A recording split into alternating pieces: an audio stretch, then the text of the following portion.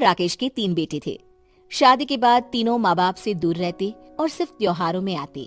माँ जी, पिताजी, अगली बार आप लोग हमारे घर आइएगा।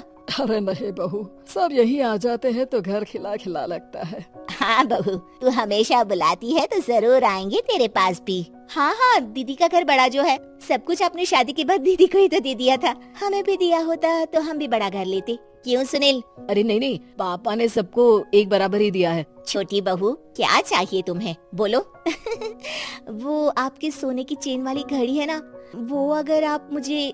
तभी वहाँ मजली बहू भी आ जाती है। और मुझे ना आपका मंगलसूत्र कितना लंबा, सुंदर और भारी भी है। अरे हाँ हाँ, तुम दोनों को ही दूंगी बहू, चिंता न करो। चलो अब खाना लगाओ, खाना खाया जाए। सभी मिलकर खाना खाते हैं कि पड़ोसन आ जाती है।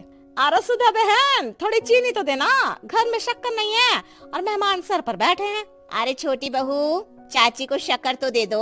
अरे मछली दीदी, आप दे दीजिए ना, मैं यहाँ कम आती हूँ तो मुझे पता ही नहीं है कि सासू माँ सारी चीजें कहाँ रखती है। और तुम, मैं कौन सा यहाँ रोज शक्कर फाँकने के लिए आती हूँ, मुझे भी नहीं है पता। तभी बड़ी बहू हाथ में चीनी की कटोरी लेकर आती है। चाची, शक्कर आप लोगों का बड़ा सहारा है माँ जी और पिताजी को, वरना हम लोग तो यहाँ रहते ही नहीं। आप जैसे पड़ोसी हैं तो हम निश्चिंत है। और जीती रहे बहू, आप तो ये घर पड़ोस कम परिवार ज्यादा लगता है।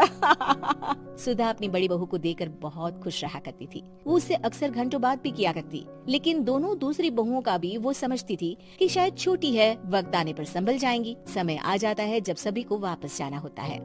माँ जी, हम लोगों की फ्लाइट पहले है, हमें इजाजत दे। वो सास के गले लगकर चली जाती है। थोड़ी देर बाद छोटी बहू कहती है, माँ जी, मैं ना ये सोफे के कवर और चादरें ले जा रही हूँ, यहाँ तो ऐसी ही पड़ी रहेंगी। हाँ हाँ बहू, ले जा, और कुछ चाहिए तो बोल। और तो चाहिए बहुत कुछ, चलिए कोई बात नहीं, अगली बार ले जाऊंगी मैं। ऐसे ही मंजली बहू भी घर का बहुत सारा सामान ले जाती है। सभी के जाने के बाद सुधा राकेश से कहती है, घर कितना सूना लग रहा है ना। हाँ, और खाली भी। तुम्हारी दोनों बहुएं सब बटोर गई। अरे ठीक है ना, हम दोनों ही तो हैं, कितना सामान लगेगा, फिर उन लोगों की नई गृहस्थी, इतना मत सोचा करे। समय बीतता है। ऐसे ही हर साल त्योहारों में सुधा और राकेश के बच्चों की बहू आते और जाते वक्त ढेर सारा सामान पैक कर कर ले जाती। लेकिन कुछ ही सालों में सुधा का देहांत हो जाता है। पिताजी, आप यहाँ अकेले क्या करेंगे, हम लोगों के साथ चलिए। अरे नहीं नहीं बहू, इस घर में सुधा की यादें हैं, मैं उसे नहीं छोड़ सकता हूँ। अब तुम लोगों की माँ नहीं रही।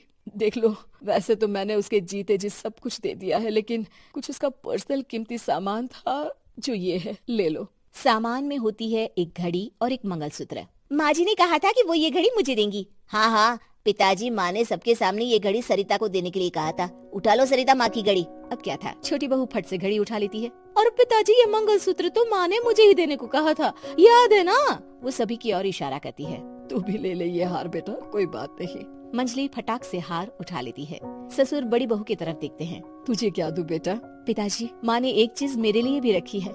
सभी के कान खड़े हो जाते हैं कि आखिर सास ने क्या रखा होगा बड़ी के लिए। अरे माँ जी तो दीदी से प्यार भी ज्यादा ही करती थी, हमेशा उनसे बात किया करती। जरूर कोई बड़ी और अपनी प्रिय चीज दी होगी दीदी को। और देख लेते हैं ना, वरना तो हम भी बराबर का बंटवारा करेंगे। हाँ हाँ, कर लेना बंटवारा।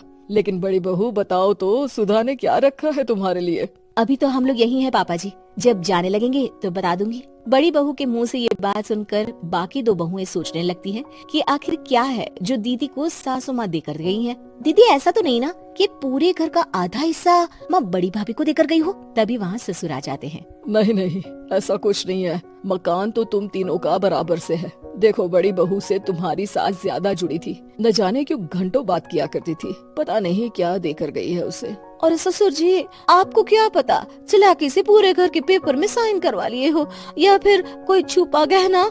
आखिर मकान पूरा तो आपने सासू माँ के नाम ही कर रखा था ना। अब घर में ये सस्पेंस बन जाता है कि आखिर बड़ी बहू क्या लेकर जाएगी। फिर वो दिन भी आ जाता है जब बड़ी बहू के जाने का समय हो जाता है।